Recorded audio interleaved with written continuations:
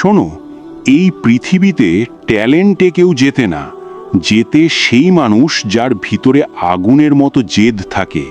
তুমি যতবার হারো, যতবার ভাঙো, যদি তোমার ভেতরে জেদ না থাকে তাহলে তুমি শেষ। কারণ দুনিয়া কাউকে সুযোগ দেয় না, দুনিয়া শুধু তাদেরই জায়গা দেয় যারা জোর করে নিজেদের জায়গা বানায়। তাই আজ একটা প্রশ্ন, তোমার ভেতরে কি সেই জেদটা আছে? না থাকলে আজ থেকেই তৈরি করো, কারণ জেদ ছাড়া তোমার জীবন কখনো বদলাবে না। তুমি জেদ শব্দটা অনেকবার শুনেছ, কিন্তু সত্যিটা হলো তুমি কখনো এটাকে সিরিয়াসলি নাওনি। তোমার কাছে জেদ মানে হয়তো রাগ, ইগো বা কাউকে প্রমাণ করার চেষ্টা। কিন্তু আসল জেদ এগুলোর কোনোটাই না। আসল জেদ হলো নিজের বিরুদ্ধে দাঁড়ানো। যখন তুমি ক্লান্ত তবুও কাজ করা, এটাই জেদ। যখন সবাই বলছে তুই পারবি না, তখন চুপচাপ করে দেখিয়ে দেওয়া, এটাই জেদ।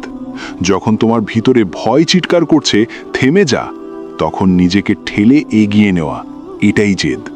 তুমি জানো তোমার সমস্যা কোথায়? তুমি চাইছো কিন্তু মরিয়া না। তুমি সফল হতে চাও কিন্তু সেই লেভেলের কষ্ট নিতে রাজি না।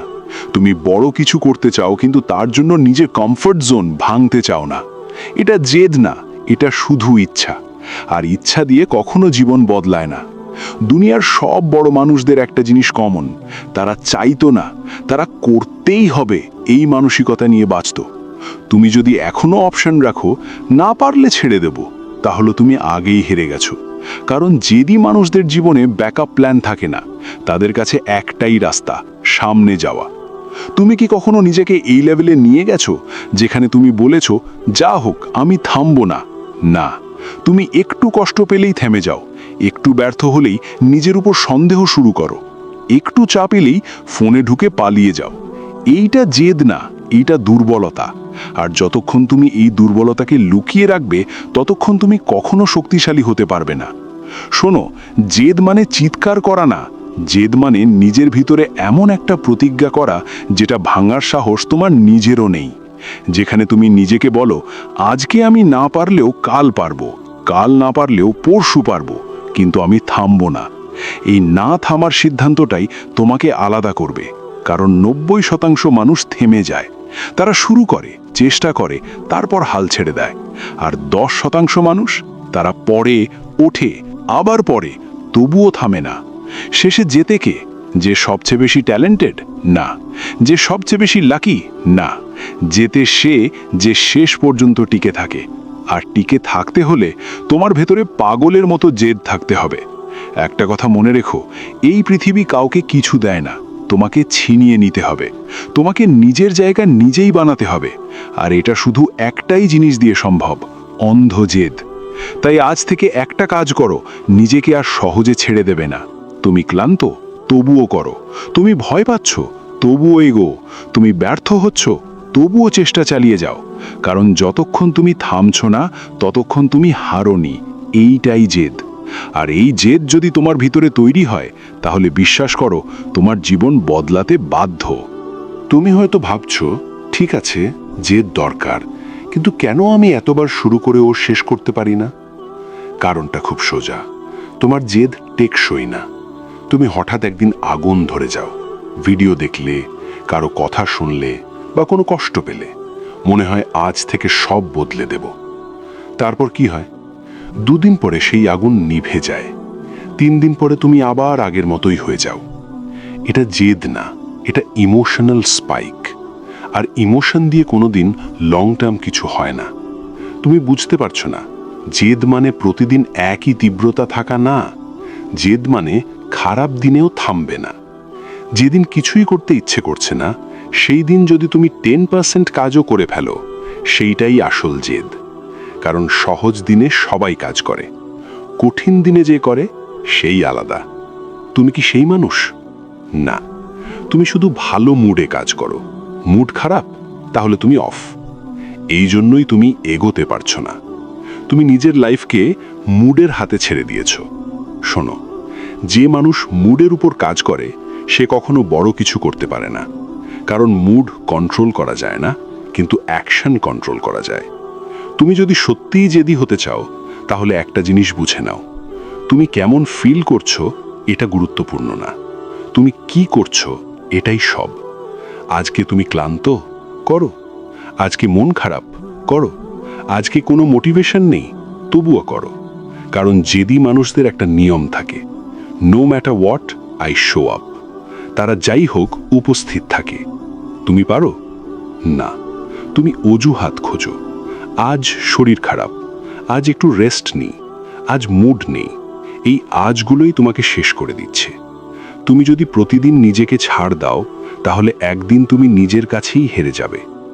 আর একটা জিনিস শোনো, তুমি কনসিস্টেন্সি ছাড়া কিছুই না।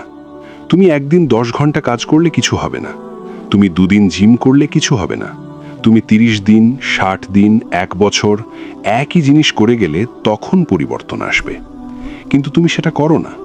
তুমি দ্রুত রেজাল্ট চাও, ফল না পেলে হতাশ হয়ে যাও। এটাই তোমার সবচেয়ে বড় ভুল। কারণ যেদি মানুষরা রেজাল্ট দেখে কাজ করে না, তারা কাজ করে কারণ তারা সিদ্ধান্ত নিয়েছে। তারা নিজেদের কথা ভাঙে না। তুমি কি নিজের কথা রাখো?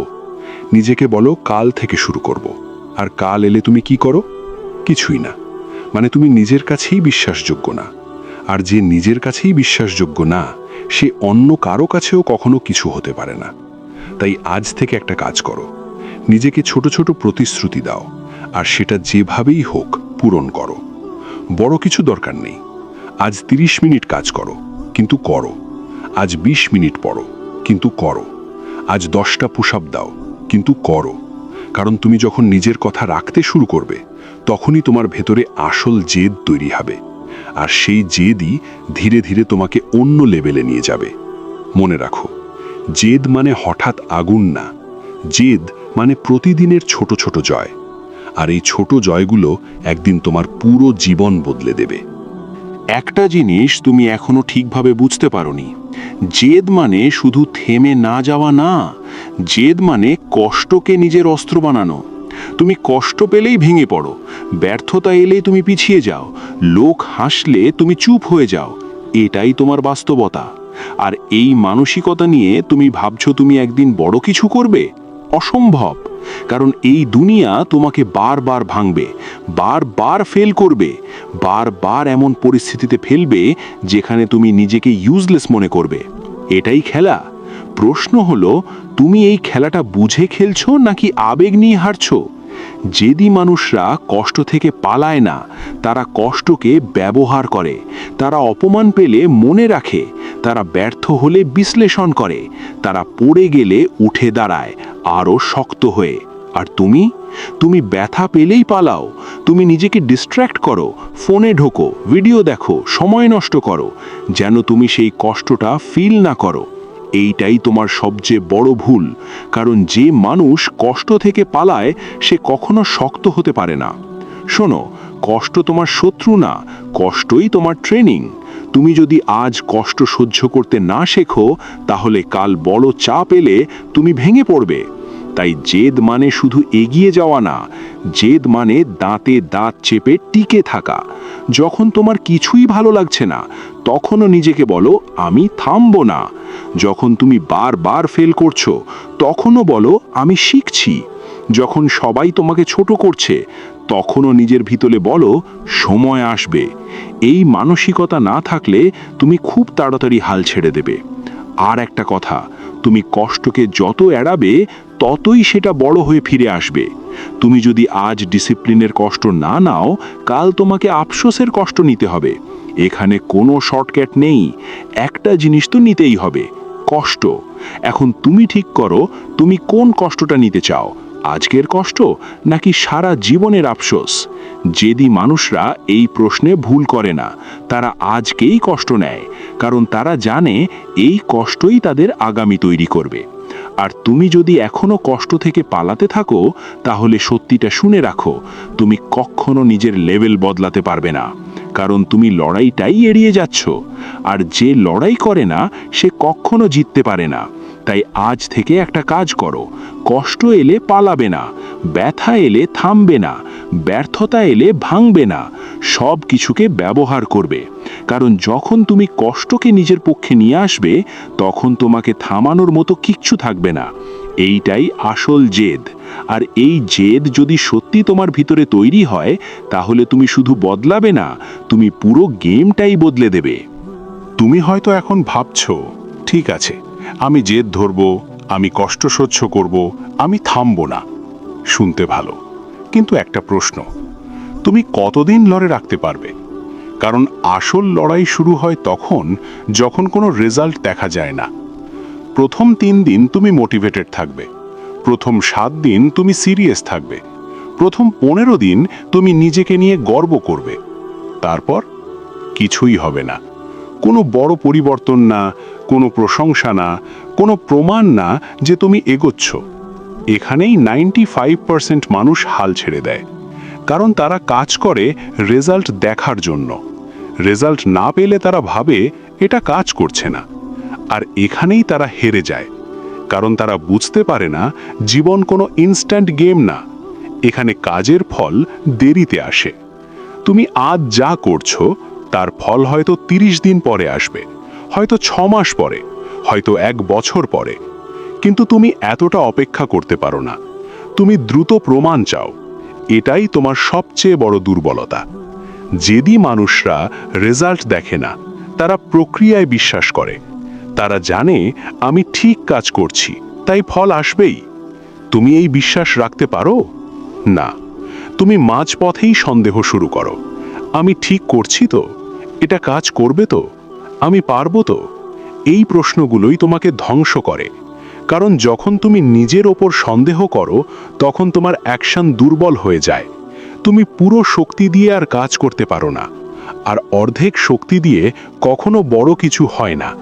তাই জেদ মানে শুধু কাজ করা না, জেদ মানে নিজের ওপর অন্ধ বিশ্বাস রাখা। যখন কিছুই প্রমাণ নেই, তখনও বিশ্বাস রাখা। যখন কেউ তোমাকে সাপোর্ট করছে না, তখনও নিজের পাশে দাঁড়ানো। যখন বারবার ফেল করছো, তখনও নিজেকে বলা আমি থামবো না। এই লেভেলের মানসিকতা খুব কম মানুষের থাকে, কারণ এটা সহজ না। এটা একা লাগে, এটা কঠিন লাগে, এটা অনেক সময় পাগলামি মনে হয়। কিন্তু সত্যিটা হলো, যারা পাগলের মতো জেদ ধরে রাখতে পারে, তাদেরকেই দুনিয়া একদিন সফল বলে। আর যারা মাঝপথে থেমে যায়, তাদের কেউ মনে রাখে না। তাই আজ একটা জিনিস ঠিক করো, তুমি কি সেই 95%-এর মধ্যে থাকবে, নাকি সেই 5%-এর মধ্যে যাবে? কারণ মাঝামাঝি কিছু নেই। তুমি হয় থামবে, না হয় শেষ পর্যন্ত যাবে। আর যদি শেষ পর্যন্ত যেতে চাও, তাহলে নিজের সাথে একটা প্রতিজ্ঞা করো, আমি রেজাল্ট দেখার জন্য কাজ করব না, আমি কাজ করব কারণ আমি থামব না। এই প্রতিজ্ঞাটাই তোমাকে আলাদা করবে।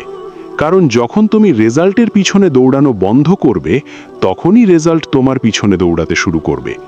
এটাই খেলা।